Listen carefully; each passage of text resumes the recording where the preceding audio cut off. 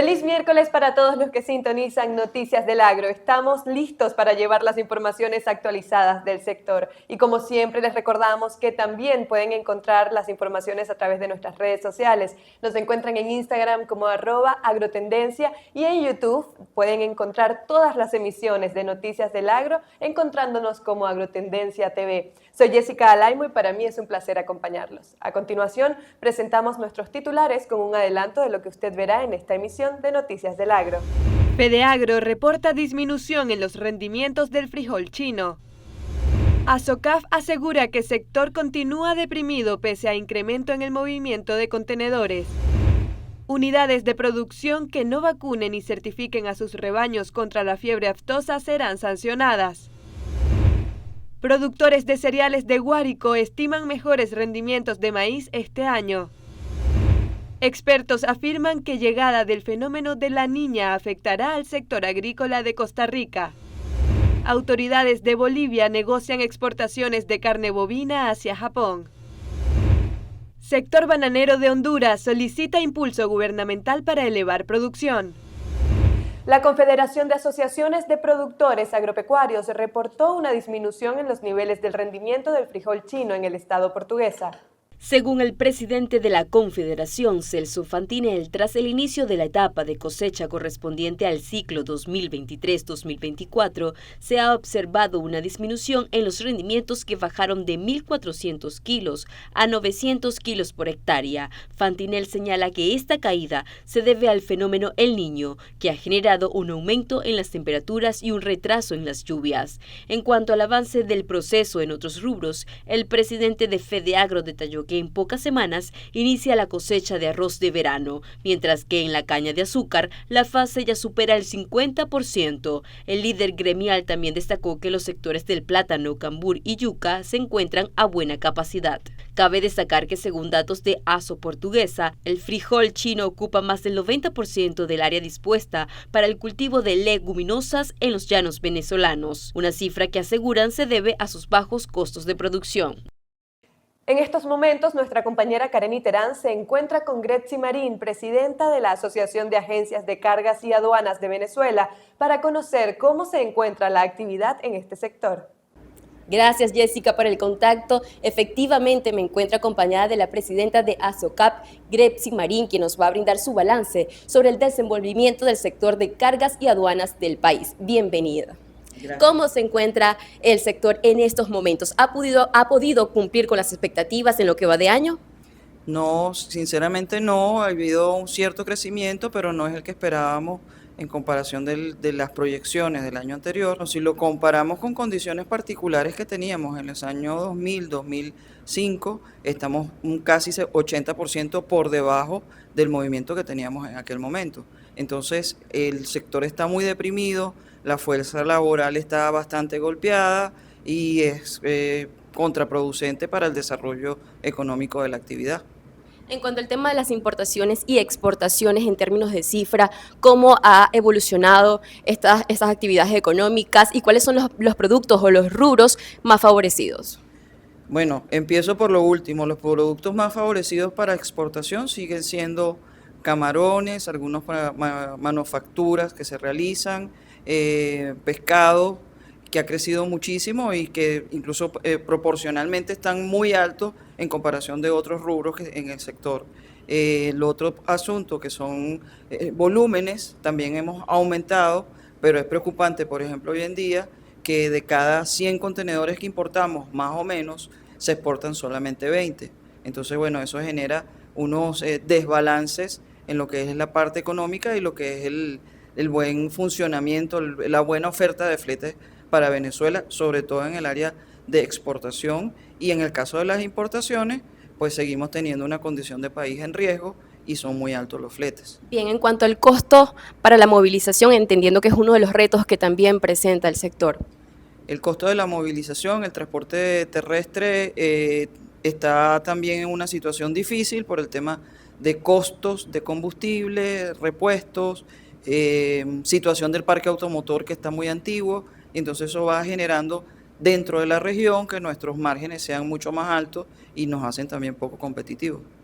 También se habla de algo favorable para el sector y es la normativa, un poco para adaptarse al comercio internacional. ¿Esto cómo impacta y qué beneficios tiene? Oye, es bien importante porque recién nos adherimos al protocolo de facilitación al comercio de la Organización Mundial del Comercio, en donde realmente Venezuela tiene unos pasos adelantados en función de sus exigencias, pero bueno, teníamos 10 años que no nos habíamos adherido y eso le va a dar ventajas competitivas y credibilidad al país. Nos acompañó la presidenta de ASOCAP, Grexy Marín. Ella nos habló sobre los retos que presenta el sector de cargas y aduanas del país. Mi nombre es Karen Iterán, volvemos al estudio. La Cámara Venezolano-Americana de Comercio e Industria aseguró a través de un informe que el comercio entre Venezuela y Estados Unidos creció un 127% durante el 2023. La Cámara Empresarial destacó que el comercio bilateral registró su tercer año consecutivo de crecimiento, alcanzando en 2023 los 6.092 millones de dólares, cuando en 2022 cerró en 2.680 millones. La Cámara Venezolano-Americana de Comercio e Industria indicó que mientras las importaciones de Venezuela desde Estados Unidos crecieron un 10,2%, las exportaciones del país caribeño al norteamericano se incrementaron cerca de un 770%, al pasar de 440 millones en 2022 a unos 3.594 millones de dólares el año pasado. En cuanto a las previsiones para este año, la Cámara señaló que existen dos escenarios, uno en el que continúe el crecimiento del intercambio entre ambas naciones o volver al año 2020, cuando el comercio bilateral apenas lograba alcanzar los 1.000 millones de dólares, destacando que todo dependerá del contexto político. A continuación nos vamos a una breve pausa. Al regreso continuamos con más informaciones en Noticias del Agro.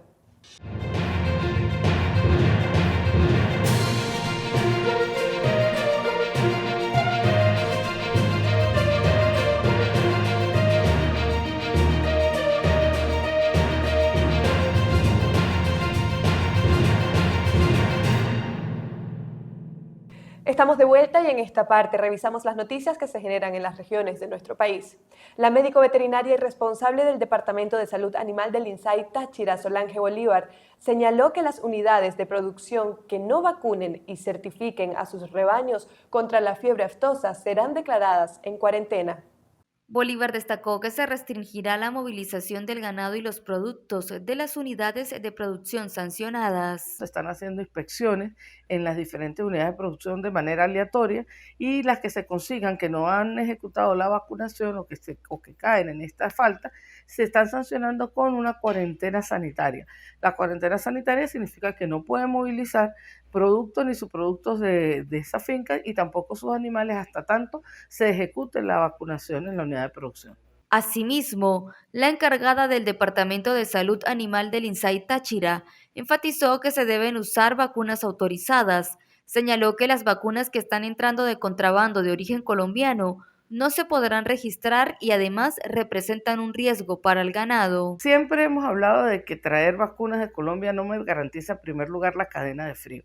No es lo mismo pues hacer una importación legal, hacer una importación y comprar los productos en las casas agropecuarias autorizadas. Recuerden que el INSAI hace una revisión previa a cada ciclo, hace una revisión a estas casas agropecuarias, verifica que tienen cómo conservar la cadena de frío, sobre todo pues en estos días con el tema eléctrico, las casas agropecuarias tienen que estar preparadas y capacitadas para poder garantizar el frío de la vacuna. No es lo mismo que una persona se vaya a Cúcuta a traerse en una cavita con un hielo que generalmente llega derretido o un gel frío que llega derretido, a traer dosis, 300, 400 dosis de vacuna y cuando llega a su unidad de producción, pues realmente no sabemos si vacunó agua, vacuna inactivada y el riesgo que corre es la no inmunización del rebaño, además de que no se puede certificar. Hizo un llamado a los productores a vacunar sus rebaños durante el próximo ciclo, que inicia el 15 de abril y culmina el 15 de junio, así como efectuar la respectiva certificación ante el INSAI. Tenemos lamentablemente todavía personas que están vacunando y no están haciendo los debidos reportes a través de la página de registro del certificado, pues eso queda allí como como si no hubiese vacunado. El productor junto con su médico veterinario debe hacer el registro en la página, ¿no? Para el próximo ciclo estaremos trabajando con el CIGESAI, el nuevo sistema, y tanto el productor como el médico veterinario deben tener un registro previo en esta página del INSAI, y allí ellos van a suministrar todos los datos de la unidad de producción, el inventario de animales, y se emitirá un certificado que le certifica, valga la redundancia, como que ejecutó la vacunación. Y las personas que todavía no se plegan al plan de vacunación, debemos recordarles que esto es un plan nacional que es obligatorio, que está tipificado en una resolución, en una ley y por organismos internacionales. Esto es un plan no solamente nacional, sino mundial, y por lo tanto es obligación de todos vacunar contra la fiebre aftosa. Bolívar indicó que la meta propuesta por Panaftosa es aumentar la cobertura de vacunación por encima del 80%, para poder optar a ser certificados como país libre de fiebre aftosa. Francis Gámez, Agrotendencia. Ahora nos trasladamos al estado Guárico, donde nuestro compañero Jorman Ledesma consultó la opinión de los productores de cereales en la entidad respecto del próximo ciclo de siembra y sus expectativas. Veamos. El presidente de la Asociación de Productores de Cereales del Estado Guárico, Vicente Figuera, aseguró que la producción de maíz para el periodo 2023-2024 estuvo afectada por el fenómeno del Niño. Dijo que aún siguen presentando algunas consecuencias económicas por el bajo rendimiento. Sobre todo en la zona nororiental del Estado Guárico, que es una zona bien maicera, ahí se están viendo ahorita en estos momentos la situación de contracción económica que estamos viviendo los productores agropecuarios. A mí puede que este es un año próximo donde haya algunos pronósticos de un buen invierno. Seguimos nosotros con las limitaciones de recursos financieros que tenemos, haciendo lo que nos corresponde hacer, porque el compromiso es con el país y la nación. Y el único oficio que conocemos es sembrar maíz. Y en ese sentido, pues, nos tenemos que sentir optimistas trabajando lo que tengamos que hacer, porque nuestro compromiso es con Venezuela. Agregó que de acuerdo a reportes climatológicos que han recibido, este año es la culminación del fenómeno del Niño, lo que es beneficioso para la producción de maíz. Los informes que tenemos del INAME y de algunas personas que se dedican a los pronósticos del tiempo están hablando de la culminación del año del Niño, la fecha del fenómeno del Niño, y pareciera que viene un invierno normal, que algunos que tienen la capacidad de pronosticar pudiera ser un año muy importante para la siembra de maíz. Para finalizar, el presidente de la Asociación de Productores de Cereales de la entidad manifestó que quienes realizan la actividad agrícola con el rubro maíz ya se están preparando para la nueva temporada de siembra. Desde el estado Guárico, Jorman Ledesma, Agrotendencia. En el estado Aragua se desarrolla la producción de cacao y otros rubros agrícolas con el uso de humus de lombriz. Así lo dio a conocer el productor Douglas Dajer Rodríguez. El experto en cacao explicó que desde su unidad de producción elaboran el fertilizante natural que les ha permitido introducirse en la agricultura orgánica del país a fin de abrir el camino para los mercados internacionales. Nosotros todos los desechos orgánicos que bota la misma parcela, entiéndase las maracas de cacao ya una vez cosechadas y degolladas, los vástagos de los plátanos y todas las musáceas, cambures, topocho que tenemos aquí, más otros agregados que le ponemos, hacemos un compost. Con ese compost, una vez ya descompuesto, se lo damos como alimentación a las lombrices, y las lombrices nos producen el humus sólido y el humus líquido. Con el humus líquido estamos haciendo fertilizaciones permanentes al cultivo, y con el humus sólido hacemos el sustrato para nuestro vivero, donde reproducimos las variedades genéticas criollas que queremos comercializar en Venezuela. Para Dajer, la producción de cacao orgánico está comenzando a tener acogida entre los agricultores del país ante la creciente necesidad de ser más sustentables en los procesos y responsables con el consumidor.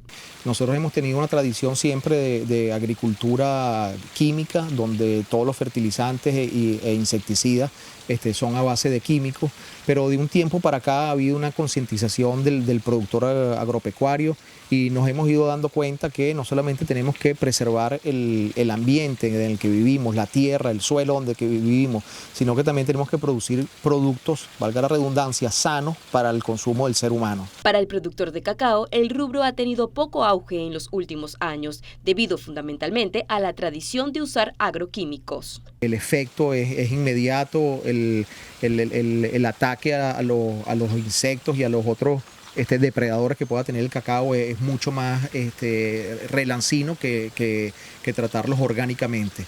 Pero También económicamente, el tiempo en la agricultura es dinero, y a veces si nosotros atacamos un problema o hacemos una fertilización con el químico y eso nos trae a mayor velocidad un resultado, eso se reproduce en dinero. Pero si nos damos cuenta que tratándolo orgánicamente, produciendo nosotros mismos con los subproductos que botan nuestras parcelas, producimos nuestros insumos orgánicos, y con eso fertilizamos y con eso creamos los repelentes para los insectos necesarios, vamos a crear plantas más sanas, frutos más sanos. Douglas Dager también destacó que la producción orgánica del país está generando que los mercados internacionales giren la mirada al cacao venezolano, considerando la tendencia mundial de buscar productos orgánicos, ecológicos o biológicos en beneficio de la salud. Sobre todo en la Comunidad Europea, y por eso se paga un precio mayor, un precio extra a los productos orgánicos, y eso es una recompensa válida para el productor. Finalmente, el productor de cacao orgánico del estado Aragua exhortó a continuar con la preservación de los suelos y bosques, pensando en las generaciones futuras y en el resguardo del planeta. Y de esta forma nos vamos a una nueva pausa. No olvides seguirnos a través de las redes sociales. Nos encuentra como @agrotendencia. Al regreso tendremos informaciones internacionales. No se aparte, esto es Noticias del Agro.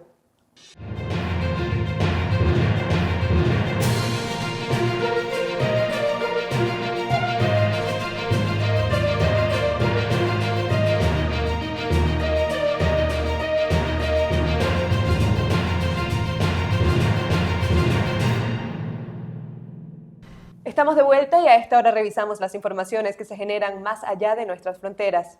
En conversación exclusiva para Agrotendencia, el director de la Alianza para Sostenibilidad Agrícola, Jorge Cartín, informó sobre las posibles afectaciones que podría sufrir Costa Rica ante la llegada del fenómeno de La Niña. Veamos. El experto se refirió a las zonas más vulnerables ante la posible llegada del fenómeno al país centroamericano.